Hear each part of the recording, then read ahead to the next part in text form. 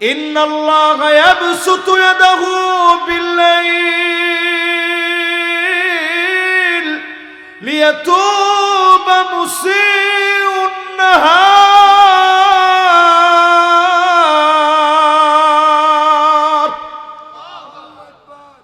আল্লাহ পাক এই রাত্রিবেলায় ডাকতেছে আমাদের সবাই, আয় আয় গোলাম আমার দিকে, এখন তো রাত হয়ে গেছে, দিনের বেলায় গুনাহ করে ফেলেছিলি, অন্ধকার হয়ে গেছে এখন। আবার দিনের বেলা আল্লাহ ডাক দিয়ে বলবে, গোলাম তুই দিনের বেলায় এখন হয়ে গেছে, রাত্রি বেলায় গুনাহ করেছিলি, দুনিয়ার কেউ দেখে নাই, কেউ শোনে নাই, এখন আমার কাছে মাফ চেয়ে দিন আর রাতে যিনি মাফ করে দিবেন তিনি কে? আমরা শুধুমাত্র মনে করি শবে বরাতে আল্লাহ পাক আমাদের কাছাকাছি এসে ডাকতে থাকে, আলা মিন মুস্তাগফিরিন আইয়াস্তাগফির লাহু। শুধুমাত্র শবে বরাতের রাত নয়, সহিহ হাদিসের বক্তব্য শবে বরাতের রাতে তো হয়, অন্য সব রাতে, আজকের রাতেও যিনি আপনাকে ডাকবেন তিনি কে? গোলাম আয় একটু আমার কাছে মাফ চা। রিজিক লাগলে রিজিক চাপ, গুনাহ থেকে মাফ লাগলে মাফ চেয়ে নে। আপনি আমি যদি মাফ চাওয়ার মতো চিনি, যিনি তাওয়াবুর রহিম, আমার তাওবা দয়ার সঙ্গে কবুল করে যিনি মাফ করে দিবেন তিনি কে? 4 নাম্বারটা শেষ, এবার 5 নাম্বারে চলে। 5 নাম্বারটা হচ্ছে, ওয়া আনতুম তুহিব্বুনাল জান্নাহ ওয়া লাম তা'মালু বিহি। জান্নাত ঠিক আপনি পছন্দ করেন, জান্নাতের কাজ করতে চান না, জান্নাতের কাজ করলে যিনি তাওবা কবুল করবেন তিনি কে? একটা সওয়াবের কাজ করবেন, গুনাহ মাফ হবে, সওয়াবের কাজ করবেন, গুনাহ কাটা যাবে, সওয়াবের কাজ করবেন, সাইয়্যাতকে আল্লাহ বদল করে দিবে। জোরে কোন আল্লাহু আকবার। তাহলে আমার সামনে যারা বসছেন, এই মুহূর্তে যারা বসা আছেন, একটু হিসাব করে বলেন তো দেখি, আজকে থেকে যদি নিয়ত করেন যে জান্নাতের কাজ করবেন, কিছু কষ্ট করতে হবে, কিছু কষ্ট, বেশি কষ্ট না, কিছু কষ্ট, জোরে কর। জান্নাতের জন্য কি কষ্ট? কিছু কষ্ট। আমি সেদিন এটিএম আজহার সাহেবের একটা বক্তব্য দেখতেছিলাম, সাক্ষাৎকারে ওনাকে বলা হচ্ছে যে আচ্ছা ফাঁসির রায় যে হইল, আপনার কি ভয় লাগে নাই? এটিএম আজহার সাহেব তিনি বলছিলেন যে না, আমার একটু ভয় লাগে নাই। ফাঁসির রায় যখন হয়েছে তখন আমার শারীরিক অবস্থা চেক আপ করার জন্য আসছে ডাক্তার, তো চেক করতে যখন আসছে ডক্টররা দেখছে সব একেবারে নরমাল আছে, একটু হার্টবিটও বেড়ে যায় না রায় শোনার পরে। তো রায় শোনার পরে যখন হার্টবিট বাড়ে নাই, ওনার ডাক্তাররা বলতেছে আপনি ঠিকঠাক আছেন কেমনে? এই কথা শোনার পরে আপনার হার্টবিট বাড়ে নাই কেমনে? উনি নিজের মুখে বলতেছে আমার হার্টবিট বাড়ে না এই জন্যে কারণ আমরা প্রত্যেকেই তো গুনাহগার, কুল্লু বানি আদম খাত্তা, সব বনি আদমের গুনাহ আছে, ও খায়রুল খাত্তাইন আত-তাওয়াবুন, সবাই তো আমরা গুনাহ করছি। কয়জনের তাওবা কবুল হয়েছে আমরা তো জানি না, তবে হ্যাঁ যদি আমার মরণটা হয় শাহাদাতের মউত, হয়তো এই উসিলায় আল্লাহ আমারে মাফ করে দিতে পারে। জোরে কোন আল্লাহু আকবার।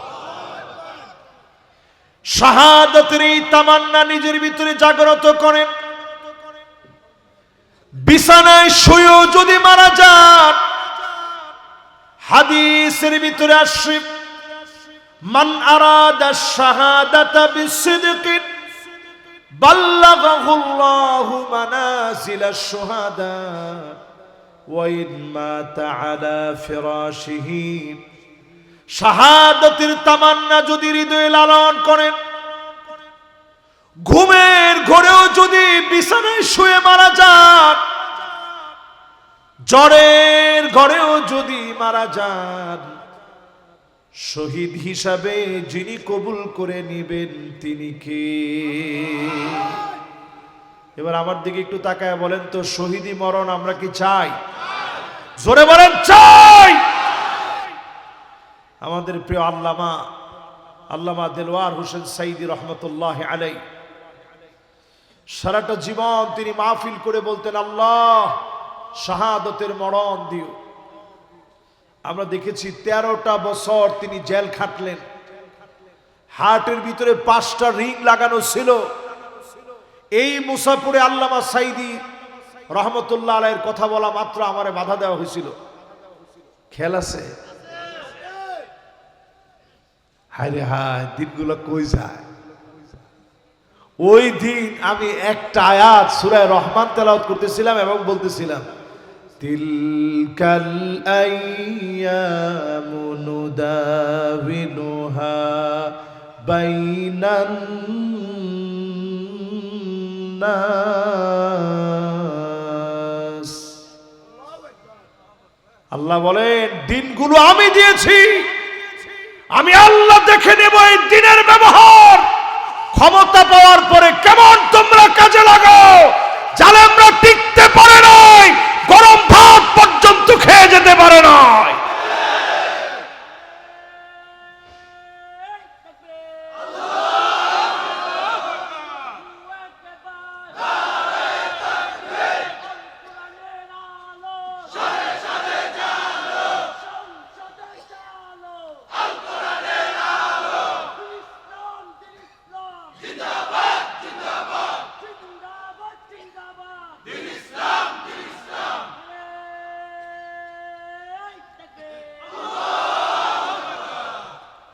আলহামদুলিল্লাহ, দেখেন কিরকম স্লোগান দিছে। এই যে এরা হচ্ছে বর্তমান হাদির উত্তরসূরি। জোরে কোন আল্লাহু আকবার।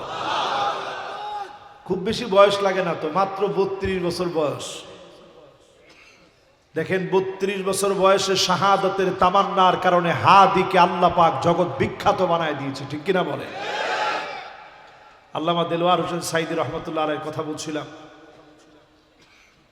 তো হুজুর সব সময় শহীদি মরণের কথা বলতেন। যেই দিন মাগরিবের সময় আমরা দেখতেছিলাম যে হুজুর নামতেছে, দুইজনের কাঁধে ভর দিয়ে এমন একটা সুন্দর হাসি উনি দিছিলেন। বিশ্বাস করেন, হাসিটা দেখা মাত্র আমার কাছে মনে হয়েছে তিনি বোঝা দিলেন 13 বছর জেল খাটানোর পরেও জালেমরা মাজলুমের একবারের কোনো হিম্মত তারা কমায় দিতে পারে না। তিনি দুইজনের কাঁধে বর দিয়ে নামতেছে, তখনও হাসি দিয়ে বলতেছে, কেমন আছেন আপনারা, ভালো আছেন? এই যে কথাটা বলে উনি বুঝায় দিলেন, জালেম যারা, তোমরা আমাদের ইমানি হিম্মত কমাতে পারো নাই। জোরে কোন আল্লাহু আকবার। তাহলে এখানে যারা যারা বসেন, আজকে থেকে কিছু কিছু আমল করেন, শুধুমাত্র জান্নাতে যাওয়ার জন্যই কিছু আমল করেন। কি আমল করবেন? আর কিছু পারেন নাই। এই যে দেখেন মাশাআল্লাহ, আমার ভাই আমার পাশে বসা আছে, এই উনিও আছে পিছনে, এদিকে আছে দুইজন। দেখেন এই যে কয়টা, এই যে মাশাআল্লাহ দাড়ি পাকা যারা আছেন, কয়েকটা দাড়ি যাদের পাকছে, আমাদের দাড়ি এখনো পুরা পাক ধরে নাই, ধরবে আস্তে আস্তে। ধরবে না ভাই? আমার এটাও কয় না, ধরবে না যদি হায়াতে থাকে। আজকে শেষ হলে তো শেষ। তো এই যে দেখেন দাড়িগুলো পাকছে। রাসূল সহিহ হাদিসের মধ্যে বলছে, মান শাবা শাইবাতান ফিল ইসলাম, ইসলামের জন্য যদি তুমি দাড়ি চুল, ইসলামের জন্য যদি আপনার পাকে, এই ইসলামের জন্য যাদের দাড়ি চুল পেকে গেছে, হারামাহুল্লাহু আলাইহিন নার, জাহান্নামের আগুন আল্লাহ পাক আপনার জন্য হারাম বানায় দিবে। তোমার সুবহানাল্লাহ কইলেন না তো? জোরে কোন সুবহানাল্লাহ। এই জন্য আমি যতগুলা চুল পাকছে, মাথায় বেশ কয়েকটা চুল পাকে গেছে। টুপি পরে থাকলে এমনি একটা ওজনের টুপি তো, ভারী টুপি তো, এই জন্য অনেকগুলা চুল পাকছে। মাশাআল্লাহ, যদি আমি হাদিসটা না কয়ে বলতাম কে কে ঘর ঝাড়ু দেন হাত তুলেন, একজনও দিতেন, একজনও হাত তুলতেন না, মাথা নিচের দিকে দিয়ে এতে কতই গত না এতক্ষণ ধরে। কিন্তু এখন বলতেছেন কেন? কারণ আমি বলছি যে রাসূল এই কাজটা করছেন। নবীজি আমার নিজে ছুরি দিয়ে তরকারি কেটে দিতেন। আম্মা জানরা অসুস্থ হলে নবীজি পাশে গিয়ে বসতেন, চোখের পানিগুলা নবীজি মুছে মুছে দিতেন, মহব্বত করে কথা বলতেন। রাত্রিকালীন নবীজি ঘুরতে নিয়ে যেতেন। উহুদ পাহাড়টা দেখা নবীজি বলতেন, জাবালুন ইউহিব্বুনা ওয়া নুহিব্বুহু, এই পাহাড়কে আমরা ভালোবাসি, এই পাহাড় আমাদেরকে ভালোবাসে। নবীজি আমার সাধ্য মতো ঘোরাতে নিতেন। প্রায় দিন নবীজির ঘরে ক্ষুধার কষ্ট হয়েছে, একজন আম্মা জান কোনো অভিযোগ করেন নাই। এত পরিমাণ ভালোবাসা নবীজি দিয়েছেন, পুরাটা ঘরকে যিনি আলোকিত বানায়া দিয়েছেন তিনি কে? এবার আমাদের ঘরের অবস্থাটা একটু চিন্তা করেন। আমাদের ঘরের ভিতরে আছে আন্নান, সব আমার নামে দেওয়া লাগবে, মা বাপকে 1 টাকা দেওয়া যাবে না, এমন স্ত্রী এখন আছে না নাই? এটা হচ্ছে আমাদের দেশের স্ত্রীদের অবস্থা। এরপরে দেখবেন মান্নানা, এটা কেমন? কথায় কথায় বলবে আমি দেখে তোমার ঘর করে খেয়ে গেলাম, অন্য মহিলা হলে খেত না। এটা কার কার স্ত্রী বলে? একটু হাত তুলে তো দেখি। দুইজনে ভুলে হাত তুলছিল, পর আস্তে নামাই দিছে। চিন্তা করছে কোনোভাবে যদি ক্যামেরায় আসে তো সংসার তো এখানেই শেষ। তাহলে এবার একটু আপনি হিসাব মিলায় বলেন তো দেখি, এইরকম কথায় কথায় খোটা দেয় এখন আমাদের দেশে আছে না নাই? এরপরে দেখবেন হান্নানা, এটা কিরকম? এটা এই রকম সব মহিলা বের হবে, সারাদিন কষ্ট করে আপনি আসছেন, এসে বলছেন প্রাণের স্ত্রী 1 গ্লাস পানি দিয়ে তো দেখি, খুব পিপাসা লাগছে। এমন বেশ কি আপনারা মারছে, পানি দিও, আর আবদার খুঁজিবেন না কেন? এরকম করে কইছে, আপনার সাথে সাথে কইছেন না আরে এমনি দুষ্টামি করছি, পিপাসাই লাগে না। একজন মুরব্বী কইছে আহারে হুজুর কলিজা ফাড়ি যায় আর কি। এরকম কথা তো আগে আমরা কোনোদিন শুনিই নেই। আগের দিনের মহিলারা সব সময় জামায় অজু করি বেরোইছে, মহিলা বাইরে গামছাটা লই দাঁড়ায় রয়েছে যে একটু নামাজে যাওয়ার সময় আমার জন্য দোয়া করবে, জোরে করে আল্লাহু আকবার। এরপরে দেখবেন কান্নানা, এমন সব মহিলা বের হবে আপনার ছায়া পর্যন্ত সহ্য হবে না, দেখা মাত্র বিরোধিতা হবে। এরপরে দেখবেন হাদ্দাকা, কিছু একটা কিনে এনেছে, জিন্দেগিতে কোনোদিন পছন্দ করে নাই। আপনি আনছেন, আইনি বলছেন যে দেখো কি সুন্দর শাড়িটা আনছি, ঢাকায় গেছিলাম আনছি তোমার লাই, একটু দেখো কিরম হয়েছে। দেখার সাথে সাথে বলবে কি আনলেন, কালার মরি যাবে মনে হয়। আপনি চিন্তা করছেন আল্লাহ 200টা শাড়ি দেখে শাড়িটা আল্লাহ, এরপরে বলে কালার মরি যাবে। কালার মরি যাওয়ার আগে জামায় মরি যায়। ঠিক নি? ঠিক নি? বর্তমান মেডিকেল সায়েন্স গবেষণা করে বলতেছে এটা আমাদের কথা না, এটা ডক্টরদের কথা। যেই পরিমাণ নারীরা এখন হাতের ভিতরে রিং পরে, রিং মানে আংটি, এর চেয়ে বেশি সংখ্যক পুরুষ সারা ওয়ার্ল্ডের ভিতরে নির্যাতনের শিকার হয়ে হার্টের মধ্যে রিং পড়তে হয়। রিং রিং রিং, যদিও 2 আংটি একরকম না, পুরুষের পড়তে হয় হার্টে রিং আর মহিলারা পরে আঙ্গুলের মধ্যে রিং। এটার কারণ হচ্ছে এত পরিমাণ এখন ঝগড়া বিবাদ আর বিচ্ছেদ চলছে, আমার এই সমাজ ভেঙে চুরমার হয়ে যাচ্ছে। ঠিক কিনা বলেন? এরপরে আমার ভাইয়েরা আপনারা মিলায় দেখবেন বাররাকা, কথায় কথায় তর্ক করবে, মুখে মুখে তর্ক করবে।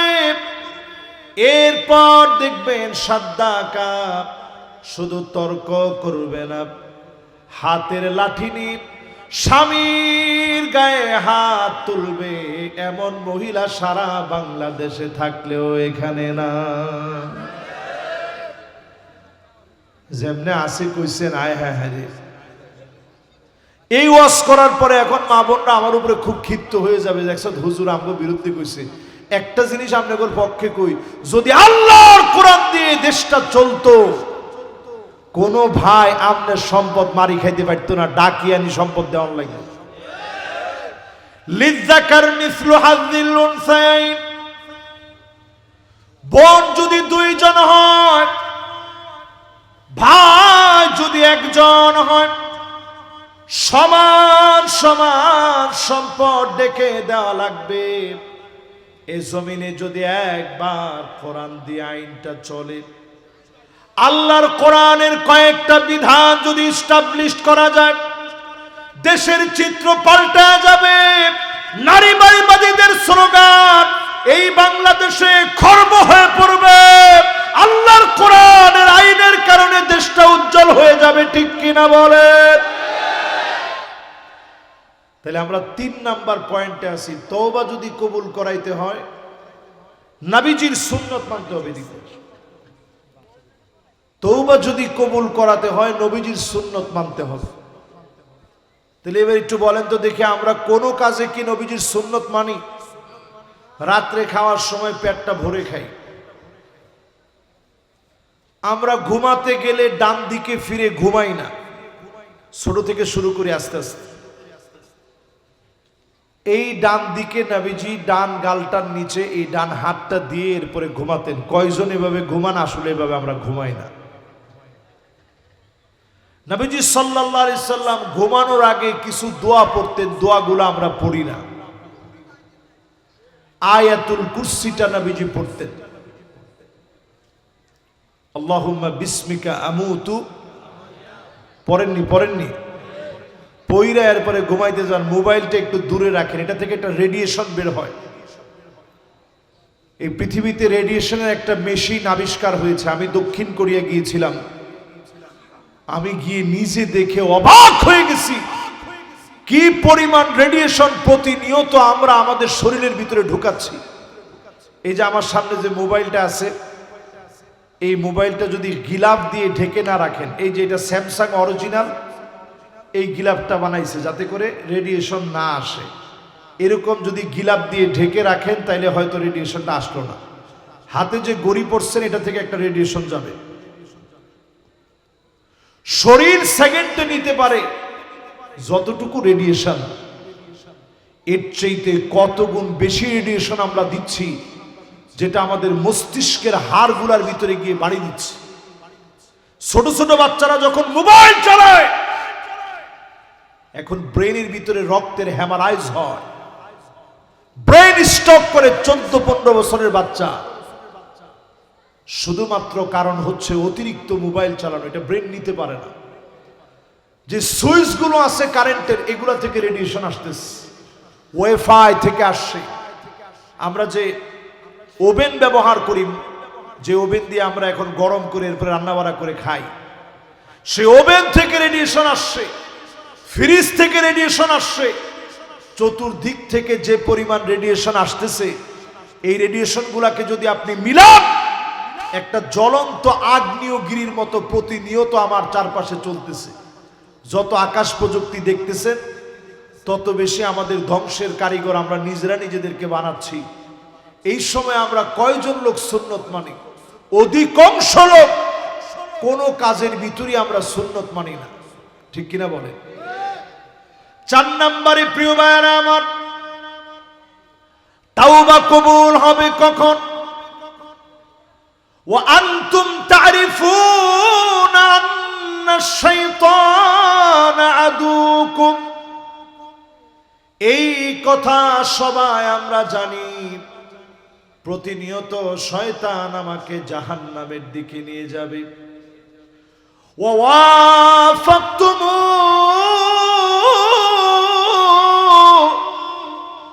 এরপরও আমরা শয়তানের কথা মতো চলি। শয়তান আল্লাহর সামনে চ্যালেঞ্জ করেছিল, ক্বালা ফাবিমা আগওয়াইতানি লাআকউদান্না লাহুম সিরাতাকাল মুস্তাকিম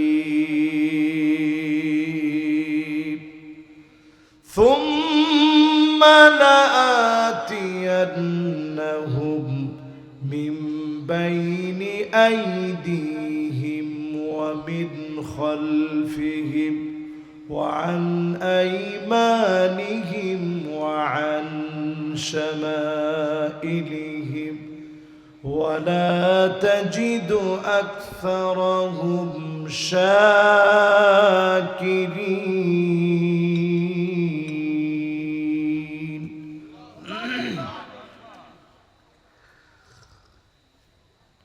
শয়তান আল্লাহর সামনে চ্যালেঞ্জ করলেন, এই মানুষের কারণে যেহেতু জান্নাত থেকে আমি বেরোব না, অবশ্যই আমি দেখে নেব কেমন করে মানুষগুলা জান্নাতে যায়।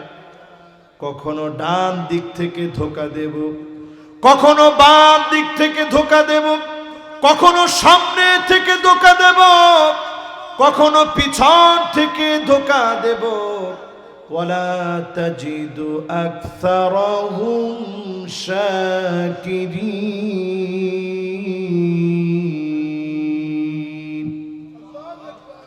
দেখেন কোরআন কি বলছে। কোরআন বলতেছে, শয়তানের বক্তব্য আল্লাহ কোরআনের মধ্যে কোট করছে, বলতেছে অধিকাংশ লোকদেরকে আপনি পাবেন না যারা কৃতজ্ঞতা আদায় করবে। আল্লাহ পাক শয়তানের সেই প্রশ্নের উত্তরে আল্লাহ জানায় দিলেন চ্যালেঞ্জের মোকাবেলায়, লা তাকনাতু মির রাহমাতিল্লাহ,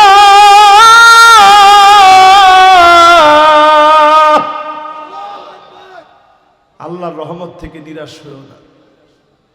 যত গুনাহ জীবনে করছেন সব যিনি মাফ করে দিবেন তিনি কে? সেদিন বান্দাকে কানে কানে আল্লাহ বলবে, আতারিফু বিযামবিন কাযাব, ও গোলাম এই গুনাহ সম্পর্কে তুমি কি জানো? আল্লাহ সেদিন কানে কানে ডাক দিয়ে বলবে, গোলাম এই গুনাহটা সম্পর্কে তুই কি জানোস?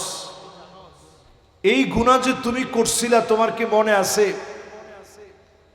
বান্দা সেদিন কেঁদে ফেলবে, মালিকের সামনে বলবে, আল্লাহ আমি স্বীকার করতেছি এই গুনাহটা আমি করছি। আল্লাহ পাক বলবে, গোলাম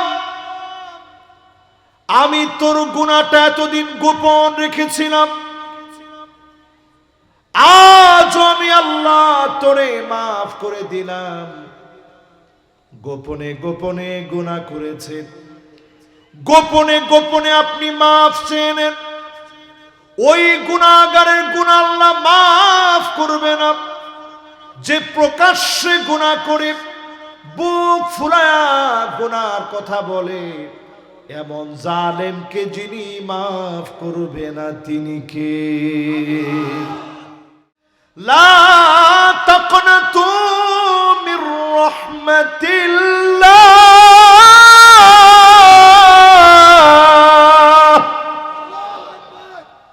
আল্লাহর রহমত থেকে নিরাশ হয়েও না।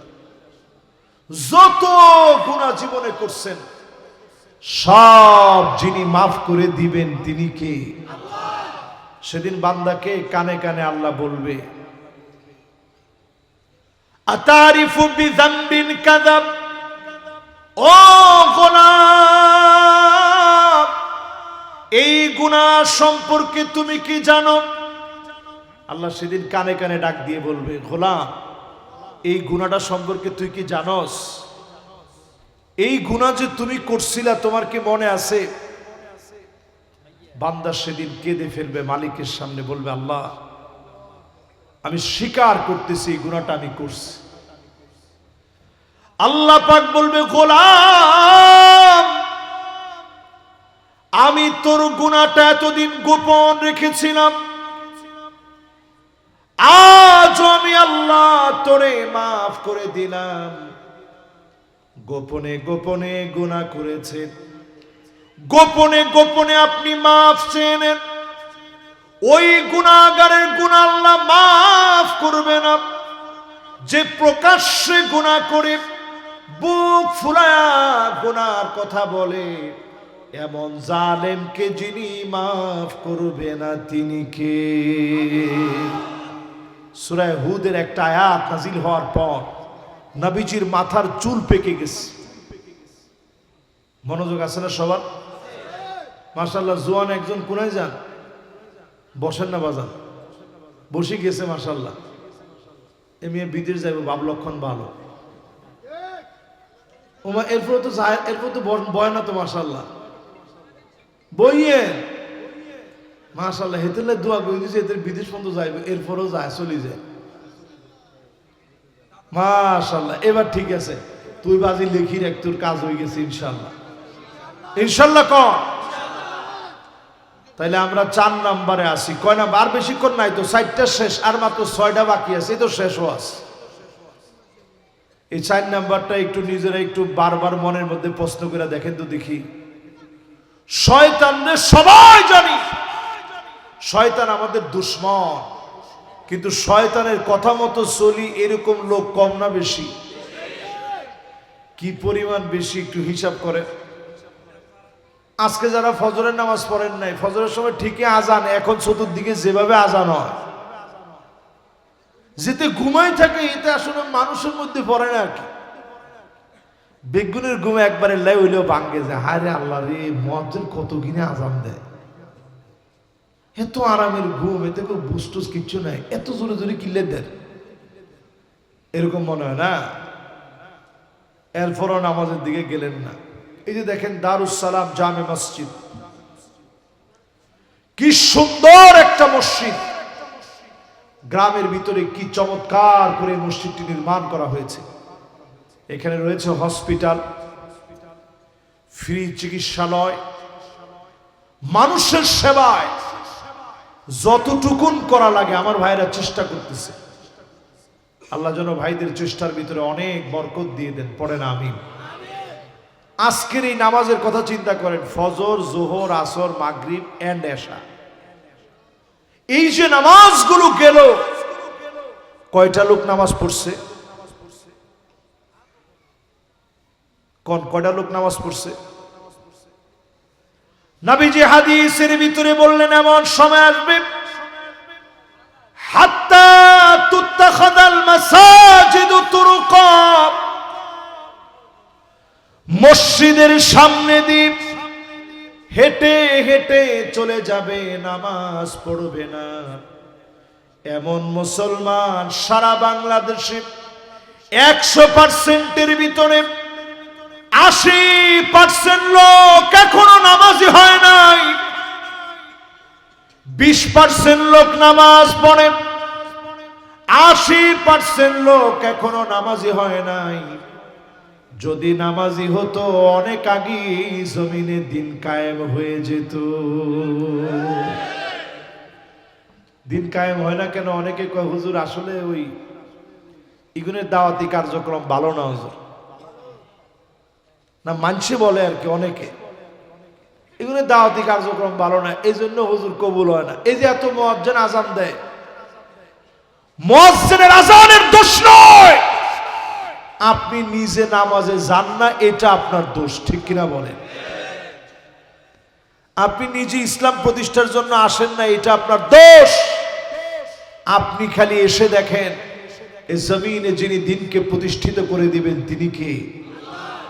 সবাই যদি আমরা দিনের দিকে আসতাম, দিন কবে বিজয় হয়ে যেত। এবার একটু আমার সাথে সাথে বলেন তো দেখি, কয় নাম্বারে আছেন? মনে আছে? একটু জোরে কর। 1 নাম্বার গা কি? মাশাআল্লাহ, আমরা যদি একটা লোকও না পাইতেন আমি এখন ওয়াজগা বন্ধ করে দিতাম।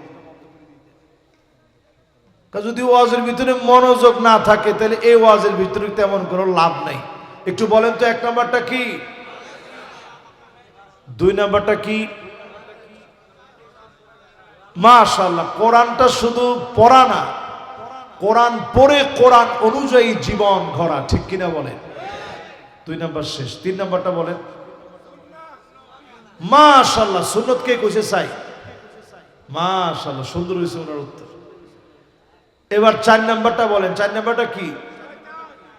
4 নাম্বার হইছে শয়তান যে আমাদের দুশমন, এটা জানি ঠিক, কিন্তু প্রত্যেক দিন শয়তানের কথা মতো আমরা চলি, ঠিক কিনা কর? আজকে থেকে এই মাহফিল থেকে নিয়ত করেন শয়তানরে দুশমন বানায় নিবেন, শয়তানের চ্যালেঞ্জকে ভেঙে দিবেন, আশা নিয়ে প্রতিদিন আল্লাহর কাছে তওবা করবেন, আল্লাহ পাক ঠিকই মাফ করে দিবেন। প্রতিনিয়ত মালিকের কাছে ক্ষমা চাবেন, মালিক মাফ করে দিবে। ক্ষমা চাওয়ার মতো যদি চাইতে পারেন, অবশ্যই যিনি মাফ করে দিবেন তিনি কে?